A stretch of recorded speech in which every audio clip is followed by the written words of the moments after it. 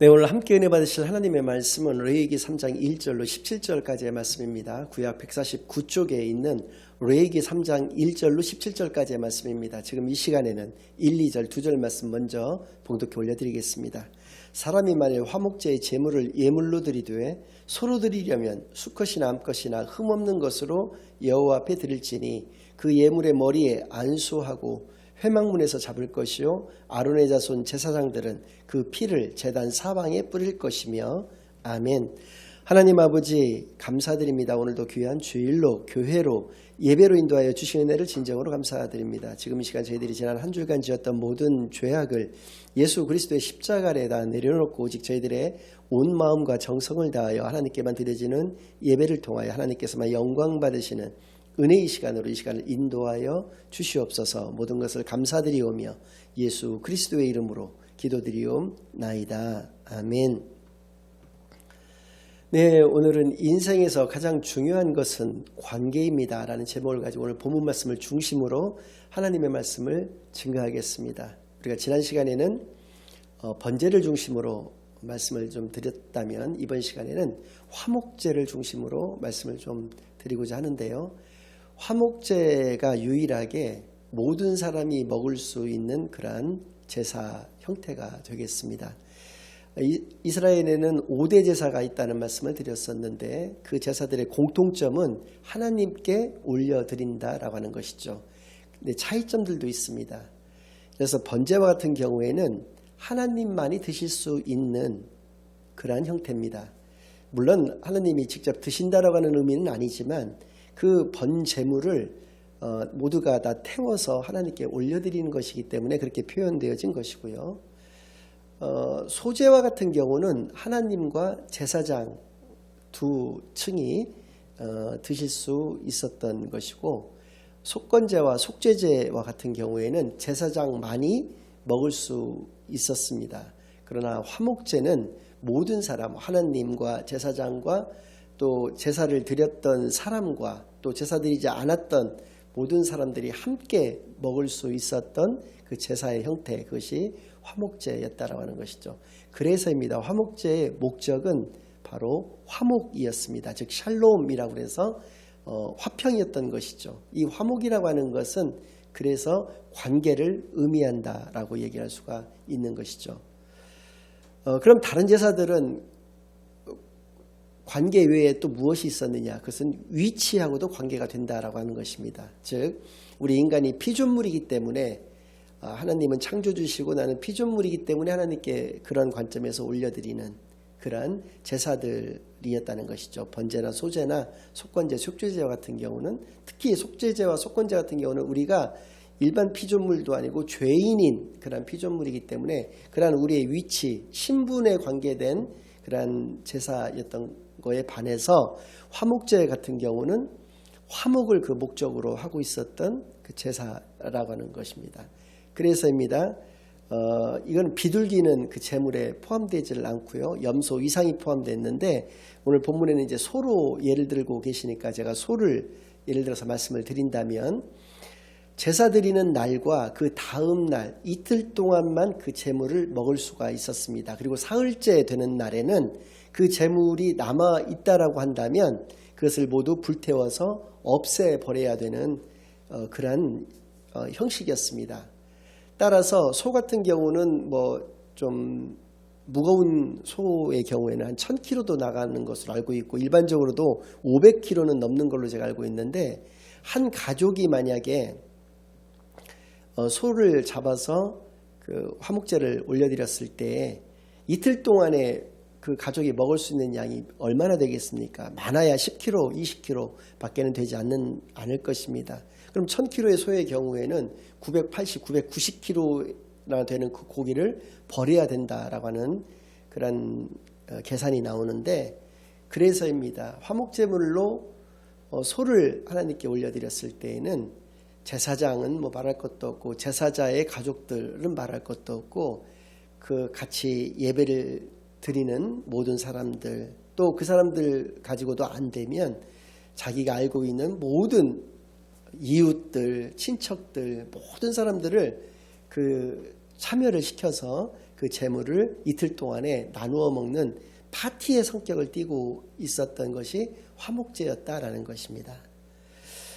이런 그 취지로 해서 염소 이상의 제물로만 드릴 수 있었던 것이 5대 제물이 있다고 말씀을 드렸는데 집비둘기와 산비둘기는 제외가 화목제에서는 되는 것이었던 것이죠. 여러분들도 잘 경험해 보신 바와 같이 관계가 좋을 때 인간은 행복한 존재가 되는 것입니다. 그래서입니다. 크리스찬들에게 있어서 가장 중요한 것은 하나님과 나와의 관계인 것과 같이 인간관계에 있어서 가장 중요한 것은 우리 인생에 있어서 가장 중요한 것은 인간관계가 좋은 것이다 라는 것을 분명히 우리가 알고 있습니다.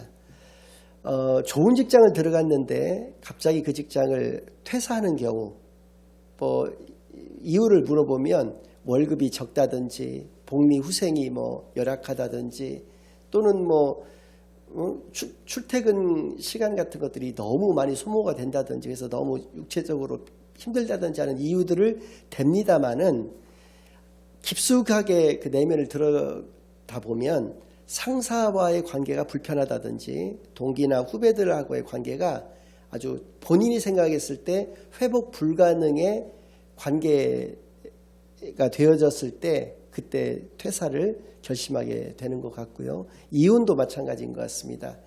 인간관계의 어떤 파괴, 부부간의 어떤 신뢰의 어떤 붕괴 이런 이유로 인해서 헤어지는 것이지 겉으로 내세우는 무슨 경제력의 문제라든지 또는 성격의 차이라든지 이런 부분들은 표면적인 이유고 그 내면에 흐르고 있는 것들은 그렇게 인간관계가 파괴되었기 때문에 그런 것이다라는 것을 알 수가 있죠. 바꿔 이야기한다면 경제력 등을 이유로 인해서 결혼 같은 것들을 하게 된다라고 한다면 그 생명력, 그 유지가 될 수 있는 그 기간은 굉장히 짧을 수밖에 없다라는 것을 우리가 분명히 기억해야 할 것입니다. 신뢰를 기반으로 한 사랑의 관계가 아니고서는 결혼해서는 안 된다는 것이죠. 그 관계가 오래 지속될 수는 없는 것이다라는 것을 우리가 알 수가 있습니다. 마태복음 5장 23절, 24절 두 절 말씀을 통해서 화목의 정의라고 할까요? 화목이 어떤 것인가에 대해서 우리에게 몇 가지를 알려주고 계시는데 먼저 말씀을 읽겠습니다. 그러므로 예물을 제단에 드리려다가 거기서 내 형제에게 원망 들을 만한 일이 있는 것이 생각나거든 예물을 제단 앞에 두고 먼저 가서 형제와 화목하고 그 위에 와서 예물을 드리라. 이렇게 말씀하고 계십니다.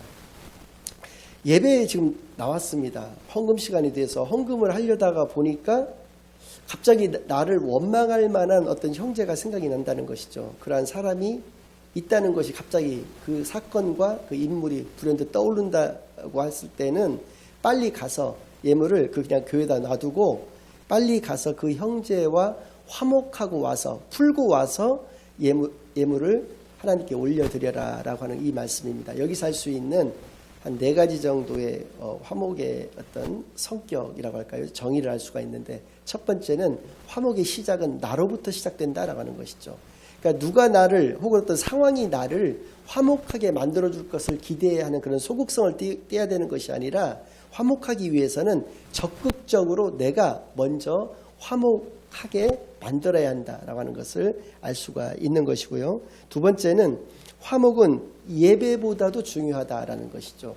그러니까 지난 시간에도 말씀을 드렸지만 예배만큼 하나님이 기뻐하시는 것은 없는 건데 그 예배보다도 화목이 중요하다는 것이죠. 그러니까 화목이 얼마나 중요한 것인가를 강조하시는 말씀이죠. 왜냐하면 예배를 드리다가 하나님께 예배의 순서 속에 예물을 드리는 시간이 있는데 예물을 드리려다가 갑자기 원망 들을 만한 형제가 생각나면 빨리 가서 그 형제와 화목하고 가서 예배를 계속 드리라고 말씀하셨다라고 하는 것은 그런 의미를 가지고 있는 것이다. 시간적으로 현실적으로 그 예배를 못 드려도 그 형제와 화목할 수만 있다라고 한다면 그것부터 먼저 처리하라라고 하는 말씀이기 때문에 그것이 얼마나 중요한 것인가를 강조하신 그런 말씀이라고 볼 수가 있고요. 세 번째는 이 화목은 즉시로 해야 된다라고 하는 것이죠. 그러니까 우리 크리스찬들에게 있어서는 최우선적인 거라는 것입니다. 그 무엇보다도 앞서는 최우선적인 것이 관계 회복이다라고 하는 것이죠. 그러니까 선결성을 지니고 있다는 것. 그래서 화목이라고 하는 것 자체가 가지는 성격이 선결성이라는 것이죠. 가장 먼저 해결해야 될 문제다라는 거죠. 마지막으로 네 번째는 이 화목은 어감적으로는 좀 부정적인 말씀이긴 합니다만은 때와 장소를 불문한다라는 것이죠. 그러니까 수단과 방법을 가리지 않고 화목부터 먼저 해야 된다라고 하는 것을 우리가 분명히 알게 하여 주시는 것이죠. 반면에 25절, 26절 그 다음 두 절 말씀은 어떤 것이 어리석은 사람인가에 대한 정의가 또 분명히 나와 있습니다. 연이어서 읽어드리겠습니다. 너를 고발하는 자와 함께 길에 있을 때에 급히 사화하라. 그 고발하는 자가 너를 재판관에게 내어주고 재판관이 옥리에게 내어주어 옥에 가둘까 염려하라. 진실로 내게 이르노니 내가 한 푼이라도 남김이 없이 다 갚기 전에는 결코 거기서 나오지 못하리라 라고 말씀하고 계십니다. 그렇습니다. 상대방의 분노를 자극하는 사람이 어리석은 사람이다. 즉 특별히 말로 그렇게 상대방의 분노를 자극하는 사람들이 있지 않습니까? 자기 기분대로 이야기를 하고 또 상대방의 어떤 그 상황이나 기분이나 이런 것들을 헤아리지 않고 그냥 막 입에서 나오는 대로 막 말을 하는 경우에는 상대방의 분노를 자극할 수밖에 없다는 것이죠. 근데 그보다도 더 중요한 것은 뭐냐면 너를 고발하는 자와 함께 있을 때 급히 사화하라라고 하는 말씀은 무엇이냐면 해결할 수 있는 의지가 없다는 것이죠. 능력은 되는데 내가 자존심을 좀 굽힌다든지 내가 가지고 있는 막 주변에서 좀 빌려서라도 어떤 그 사람이 고발할 어떤 그 문제를 해결을 하면 고발하지 않고 그 사람과 다시 화목을 회복할 수가 있는데 그런 어떤 노력 같은 거를 기울이지 않는 사람이 어리석은 사람이다라고 하는 것을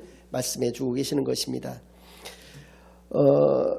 우리나라의 속담에도 그런 것이 있지 않습니까? 호미로 막을 것을 가래로 막는다라고 하는 말. 가래라고 하는 것은 침을 이야기하는 게 아니라 삽보다도 훨씬 넓은 이렇게 큰 것을 말하는 거잖아요. 눈 같은 거 치울 때 쓰는 거.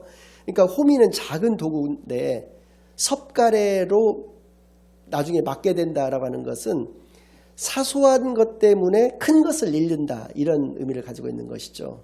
그러니까 그 사소한 큰 것이라고 하는 것은 인간관계를 의미하는 것이고 그 사람을 잃는다라고 하는 것을 의미하는 것이고 사소한 것이라고 하는 것은 그것이 돈이 되었던 뭐 내 자존심이 되었던 이러한 것들로 인해서 그 사람을 잃게 된다라고 하는 것을 의미하는 것이죠. 그러니까 사람을 얻는 것만큼 중요한 것은 또 소중한 것은 없다. 이것을 우리가 알게 하여 주신다는 것입니다. 결론적인 것도 이란 말씀이 되겠습니다. 우리가 죄인이기 때문에 하나님의 관계가 하나님과의 우리와의 관계가 날마다 회복되어야 되는 것입니다. 화목제의 의미가 그렇다고 말씀드렸습니다. 자원제다. 그러니까 우리가 스스로 하나님과의 하나님 앞으로 나아가는 자들이 되어야 된다. 자원제가 가지고 있는 그 성격은 감사이기 때문에 내가 지금 처해 있는 이 상황, 위치 이런 것들이 너무나 감사할 수밖에 없는 것이죠. 그런데 그것을 교만이라든지 우상숭배와 같은 어리석은 죄악으로 말미암아서 우리가 하나님과의 관계가 끊어진 상태에서 살아간다는 것만큼 그래서 우리가 멸망으로 또 영원한 죽음으로 우리 자신을 내몬다라고 하는 것만큼 어리석은 것은 없다. 그런 관점에서 하나님과의 관계가 우리가 날마다 회복되는 그러한 삶이 있어야 된다라고 하는 것이고요. 그리고 이 하나님과의 관계가 회복되어지는 이 또 하나님과의 관계의 문제는 어떤 것보다도 우선한다라는 것을 기억을 해야 된다는 것입니다. 그리고 그 유일한 해결책이 되시는 것은 예수 그리스도 한 분밖에는 없다라는 것을 기억하셔야 됩니다. 로마서 5장 1절 말씀에 그렇게 나와 있기 때문에 그렇습니다.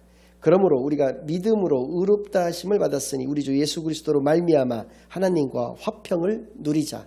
하나님과 화평할 수 있는 유일한 그 방법, 해결책 그것은 예수 그리스도 혹은 예수 그리스도의 십자가밖에는 없다라고 하는 것을 우리에게 분명히 말씀해 주신 것이죠. 그래서입니다. 만사가 다 형통하고 좋다고 하더라도 하나님과의 관계가 회복되지 않는다면 아무 소용이 없다라고 하는 것이죠. 그리고 화목을 위해서는 반드시 대가, 즉 희생이 필요하다는 것을 그 제물을 하나님께 올려드리는 것을 통해서도 분명히 알 수가 있는 것이고요. 오병이어의 어떤 기적의 그 역사 역시도 이러한 화목제의 정신이다라고 하는 것이죠. 왜? 예수님께서 말씀만 증가하셨어도 되는 것을 장정만 5,000명이었습니다. 그러니까 어린아이들과 여자들을 다 포함을 한다면, 노인들 다 포함을 한다면 2만 명도 넘는 그 무리들을 예수님께서는 함께 먹이신 것이죠. 같은 자리에 그 있는 사람들에게 영의 말씀뿐만 아니라 육의 양식까지도 그들과 함께 나누셨던 것, 이것이 바로 화목제의 정신이다라는 것이죠. 그것을 통해서 하나님과 우리의 관계가 회복되어지는 그러한 놀라운 역사가 있던 것을 우리가 기억해야 하는 것이죠. 그래서입니다. 복음 증거와 사랑의 나눔은 우리가 죽음을 맞이하는 그 순간까지 우리 삶 가운데에서 영속되어져야 된다라고 하는 것을 깨닫게 되는 시간만이 되기를 바랍니다. 방금 전에 말씀드렸던 그런 관점에서 내가 지금 화목하고 있다라고 하는 것은 반드시 누군가의 희생이, 내 자신의 희생이든 상대방의 희생이든 누군가의 희생이 있기 때문에 그것이 가능한 것이었다라는 것을 아울러 기억하시기를 바랍니다.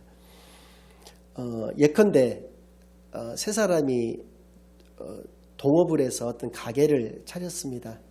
그래서 수익금을 3분의 1씩 나누기로 그렇게 이야기가 됐는데, 어느 달에 1,000만 원의 수익금이 나왔을 때 333만 원씩 나눠야 되는 것이 맞지만, 그렇게 해서 딱 떨어지지 않기 때문에 어떤 A라는 사람이 자신이 300만 원만 가질 테니 B와 C 두 사람이 350씩 가지라고 만약에 했다라고 한다면, 실제로 이 사람은 33만 원만 양보를 한 것인데요. 뭐 크게 이야기를 한다고 해도 희생한 것인데요. 나중에 어떤 문제가 생겼을 때 그 세 사람 가운데에서 리더를 정할 일이 생겼을 때 B와 C는 누구를 리더로 삼겠는가라는 것이죠. 그래서 분명히 A를 리더로 삼을 것입니다. 이것이 바로 크리스찬들에게 있어서의 리더십인 것이고 화목인 것이고 지혜라고 하는 것을 깨닫고 하나님이 우리에게 허락하여 주신 그 지혜를 가지고 화목에 우리의 인생의 모든 것을, 하나님과의 관계가 회복이 되고 그 난 직후에 인간 관계가 모든 인간관계가 회복이 되어지는 놀라운 크리스찬적 삶을 살아내시는 저와 여러분이 되시기만 예수 그리스도의 이름으로 간절히 축원합니다. 아멘. 이제는 우리 주 예수 그리스도의 은혜와 아버지 하나님의 극진하신 사랑과 성령 하나님의 내주 인도 역사 교통하심이 화목제 또 화목 제물의 의미를 깨달아 하나님과 날마다 하나님 앞으로 우리가 나아가는 자, 또 하나님의 자녀들과의 그 관계의 회복을 가장 최우선의 우리 인생의 목적을 가지고 살아가기로 다짐하고 결심하고 돌아가는 모든 사랑하는 주의 자녀들과 그 가정 위에 이제로부터 영원까지 항상 함께 있을지어다. 아멘.